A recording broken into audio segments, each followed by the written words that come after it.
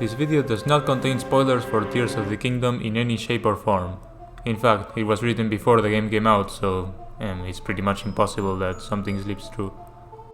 When writing a story, unless it is a very unique one, you have to write characters, the protagonist being the one that the story centers around, and to spark some conflict and antagonist. If you write a story like this, then you should take the antagonist very seriously. If he causes the conflict that makes the story, then he is just as important as the protagonist. Lack of good antagonist can many times hold the story back. And as far as I see, I don't find many people that just want a bad or forgettable character. Okay, but Trubix, what's up with that intro? Nothing really, in a huge summarization. I just wanted to say that if you want to have an antagonist, or in this case, as I call them onwards, a villain, then you have to do it well, because they are just as important as your main characters, and a great villain can elevate a story far more than a bad one will ever do. Now let's talk about Zelda. The Legend of Zelda Twilight Princess is a very divisive game, like every game in the series apparently, but normally considered one of the best, which I agree. Something I hear sometimes is that it has the best story in the series, which I don't agree. Why? Well, first because Zelda barely appears, come on. And second because even though the characters, both main and secondary, are great, the game dropped the ball with the villain right at the finish line. Right after fighting the guy that had been the villain throughout, it is suddenly revealed that the actual villain of the game is in another castle. Then you go, kill him, and the game ends. Okay, that is a very simplistic way to describe it, so let me show you the problems Twilight Princess has by showing a much worse example of this.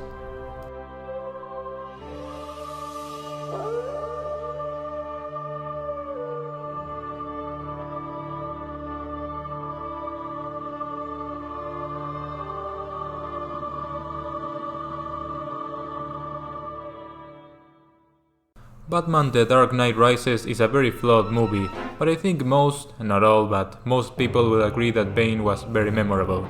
He orchestrated everything. He discovered Batman's identity, he completely defeated him, and he is charismatic and evil, with an interesting backstory. And the final fight is epic. I know some people don't like it, but shut up, I love it.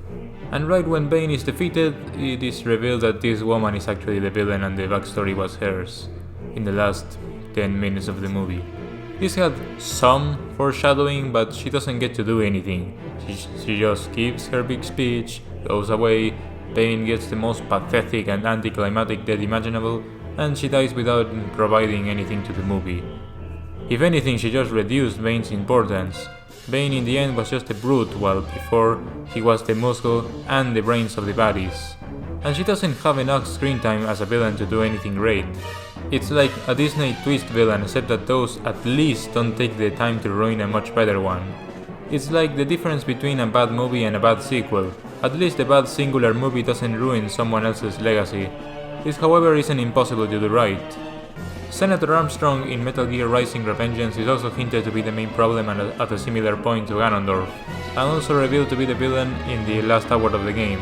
But everything around him is so great that appearing just at the end is actually better than if he had been the villain throughout. But explaining it will take me a lot of time, so just watch someone else's video. Now let's get back to Zelda. This is normally why it is said that for most cases it is better to have an antagonist from the beginning. Ganondorf, despite being the main villain, only takes less than 10 minutes of screen time right at the end. The best villain in the series is arguably Wind Waker's Ganondorf. Yes, Ganondorf is both the best and the worst, at least in the main series. He is hinted at the very start of the game by making the whole legend about him and the Hero of Time. Then the game confirms it right after the quote-unquote tutorial. From there you know that everything the game throws at you is Ganondorf's fault, and you even get to see the result of the destruction he caused ages ago. Then you meet him and he shows to be far more polite than you would expect him from hearing about him. I'm not going to extend myself more, but there's even more things that make him awesome. Another good example being Ganondorf from Ocarina of Time, who, wherever you go, always seems to be causing trouble to everyone. Sometimes in a smaller case, like how he ruined Lon Lon Ranch, or in a larger scale, like trying to kill all Zoras and Gorons. From the very beginning, where he causes the Deku Tree's death, you want to defeat him, which makes it very satisfying when you do ruin his plans. Unlike these two games, Twilight Princess does this, and very well. just not with Ganondorf.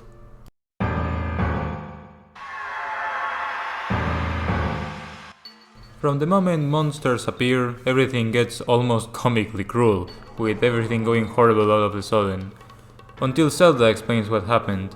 We can see the knights of Hyrule being completely bested by these creepy creatures that accompany this guy, with an extremely cool design and a creepy sound effect that plays every time he's on screen. He tells Zelda to surrender, or everyone dies, giving an air of huge confidence and power. He put all of the kingdom under his rule. Later Midna reveals to you that his name is Zant. He is the one responsible for all the tragedy happening. You see it everywhere, your friends, the Queen of the Sora, and some rather disturbing tales that are all caused by Zant.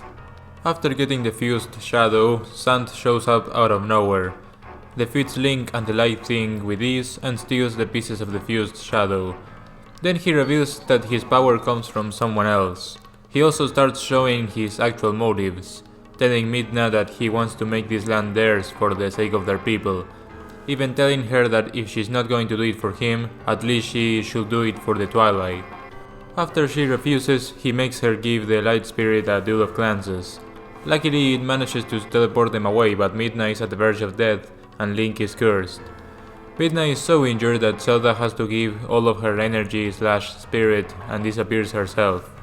This is one of the best parts in the game. It's all very well written, the music and the visuals are great, it gives a motive for Zant while also showing his sadism, and most importantly it leaves a mark on the main characters. He's told that what they fought so hard to get. He cursed Link and by almost killing Midna he indirectly killed Zelda. I mean, she isn't dead, but she disappears and she can't wake up until Midna gives it back, so she's temporarily dead. Zant has a lot of impact and that will normally make you want to defeat him. After gaining the Master Sword and going to the Arbiter's grounds, Zant makes another appearance to try to stop you, and then you find out he shattered the portal that you need to get to him and hit the pieces. This is interesting because until now he seemed like an unstoppable and fearless tyrant, but now he starts showing bits of fear, of doubt by fixating so hard on not letting Link and Midna get to him. Here it is also revealed that Ganondorf is in the story and that he is the source of Zant's power, the god he was talking about before. And then it's time to find the pieces, and I gotta say, Zant's determination to hide the pieces is commendable. He hid one in the snowland, no big deal, but he also put one in the sky. But hey, maybe he just has a portal there, but he also hid one in a secret illusion of the Temple of Time. How? I'm not even going to ask how he got through the Master Sword. Anyway, back to things that actually matter. After getting the pieces and repairing so much of Zant's disaster, we finally get to the Twilight Realm and also learn that Midna was supposed to be the queen but Zant cursed her. Yet another thing he did to a character we like by this point. As we go through the realm, we see that what Zant did to his people, and many creepy things until we finally encounter him again, and both his face and his actual motives are revealed. Zant had worked his whole life to get his ass on the throne, but as Midna says later, everybody only saw an extreme greed in his eyes. This broke Zant, but in his worst moment he found the god he talked about. And with his unforgettable theme, anyone who played Ocarina of Time or Wind Waker will recognize this is what became of Ganondorf.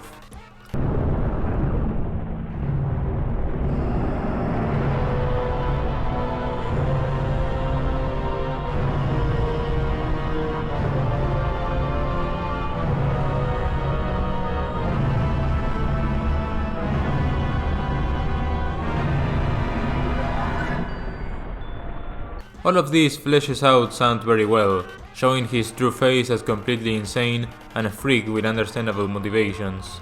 After all, he believed his people were becoming emotionless, but his methods to fix this are horrible and he needs to be stopped. The only thing that I didn't like is how sudden his insanity and clumsiness feel. Before he was an extremely calm guy who barely moved. Now he is extremely erratic. In Majora's Mask, for example, Majora is similar, but in the game, aside from being a very intimidating presence, he was already somewhat erratic and crazy, so in the final fight it's not all that surprising. I think Zant's movement when he beats the Light Spirit and Midna should have been more energetic. But aside from that, I love the way he fights because it shows how much he relies on Ganon's power. He lacks any skill of his own, which makes sense since he was denied the throne for a reason. After defeating him, what should have happened is that he suddenly gets overpowered with magic of Ganon or something. Instead, he reveals that Ganondorf has been resurrected and he is in the castle. Then Midna just kills him like that. This is where the big problem presents itself. This last part feels so detached from the rest. I mean, it was obvious that something was going to happen in the castle, but still. The whole game was about getting to Zant, and in the end, it changes to so suddenly. Which is a shame, because the build-up inside the castle is insanely good. But Ganondorf just gave the power to Zant. Zant invaded the kingdom, not Ganon. Zant made Zelda surrender, not Ganon. Zant threw the land into Twilight, not Ganon. Zant almost kills Midna, cursed Link, and accidentally took Zelda out of the game, not Ganon. Zant threw a boss at us and broke the mirror, not Ganon. And other things like killing the Sora Queen or kidnapping our friends are attributed to Zant and not Ganon, because we don't know about Ganon at this point. Just like we don't care about Tali organizing everything because we thought it was Bane. And many people seem to forget that Armstrong used children because he wasn't introduced at that part. Instead, most people put the blame on Sundowner because he's there and brags about it. All Ganon does in this game before you fight him is give someone else power. Ganon is just the sponsor of Zant in this game. The game ending with him doesn't feel warranted. Of course, Ganondorf isn't as bad as Talia, because unlike Talia, he has been the villain from the first game. And technically we do know a lot about him, because we fought him before. But Wind Waker Ganondorf also was in Ocarina of Time and still gave him the spotlight and even showed things about him that we didn't know. If you play Wind Waker without Ocarina of Time, you still enjoy the character. If you play Twilight Princess without those, the game ends with a random Dark Lord that just showed up. Compare that to Skyward Sword, a game I can't play currently, so forgive me if I get something wrong. Hirakim is the villain throughout the game, but Demise is also talked about, and you have the Imprisoned, who is literally Demise. Besides, it is eventually revealed that Hirakim's plan is to feed Zelda to the Imprison and make Demise come back, so his return was very obvious. And finally, you could say that you still fight Hirakim with Demise because he is the sword Demise uses. There is some foreshadowing for Ganondorf. For example, Zant has the Gerudo mark, even if that creates a continuity error. Although you can see the Ganondorf execution as an explanation for Zant's power, it can also be seen as a confirmation that Ganon will appear. Hyrule Castle is pretty suspicious after leaving Zelda, and Zant was in the Twilight Realm. And finally, both Link and Zelda have their respective pieces of the Triforce. There isn't a game where these two have them and Ganondorf doesn't appear with his respective Triforce of power, but aside from all of this, it doesn't eliminate the problem with Ganondorf's little screen time. However, there are some nice things I have to say about Ganondorf in this game. First is the contrast he has with Wind Waker's Ganondorf. In that game, he is tired and sick of everything. He hates the gods and only wants to see Hyrule and his green lands once more. He also started to have tints of mercy. Well, sometimes. Even if he still is very arrogant, at least his defeat in Ocarina of Time humbled him a bit, and he respects Link a lot. Meanwhile, in Twilight Princess, he is arrogant and overconfident beyond comprehension. He doesn't hate the gods, he believes they chose him to rule the land. He thinks he is immortal or something. He doesn't respect or recognize Link until the last phase of the battle, and doesn't even know what the Master Sword is. He shows no mercy or respect to anyone. It makes sense, he has never been defeated. He laughed in the face of death. It's kinda like Thanos between Infinity War and Endgame. He didn't have the same experiences. It also makes sense to have him in the game. After all, we never knew what happened to Ganondorf after Link travels back in time and creates a new timeline. It would have been pretty weird if we never knew what happened there, and this game explains it. I also love that he uses the holy sword that executed him all that time ago. It's very cool because A, he took property of it after they gave it to him, and B, because he's a Dark Lord using a holy sword. Also, his intro is so good.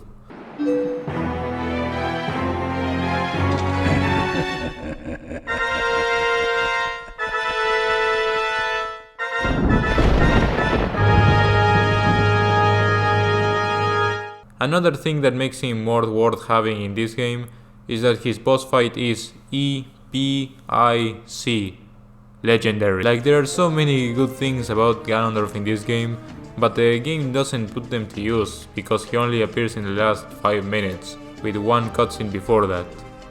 So in the end, Ganondorf takes away the finale of Zant, who had been the villain throughout, and Zant doesn't let Ganondorf have the spotlight. These two simply don't go well together. But enough about complaining, let's see how this could have been better. There are two things that can be done. The first one is to eliminate Ganon as the final boss, simply have another phase with Zant where he is completely consumed by Ganon while he is still being Zant, kinda like Ocarina of Time final boss. In this case, Ganon will simply be the explanation on Zant's power. Of course, you have to change some stuff in the game to make this work, like Zelda's location and Hyrule Castle wouldn't be closed. The other way is more complicated, but I prefer this one a lot more. And it is to present Ganondorf a lot sooner. Simple. Have him be the villain alongside Zant. There are many ways to make this happen, so let me present you with the one I came up with. Ganon should be first mentioned somewhat early, but not by name. Instead, some characters could talk about some form of dark smoke with eyes that seemed to be giving orders to the monsters. The player could wonder what this creature is and how it is related to Zant. The Sora Queen was always an especially sad case for me, since her death was unjust. It affected her people and left the poor boy as an orphan. Having her mention that her execution was ordered by a dark smoke creature would make the player start hating it before they even know what it is. But Zant keeps stuff like conquering Hyrule Castle, cursing Midna and covering the land with darkness, so he doesn't lose all traction as a villain. Then, when Zant appears, the moment Zant tells Midna about his god, she would make fun of him, provoking him to summon the dark smoke, who would ridicule them and curse Link. After all, in the game, Zant cursed him with magic from Ganon, so it would make even more sense. As Link transforms, he will notice the Triforce symbol and look shocked, as if he knew what it is. My last modification for this scene will be to have Ganondorf implying Zant to throw Midna to the Light Spirit. Basically, split the fault between these two.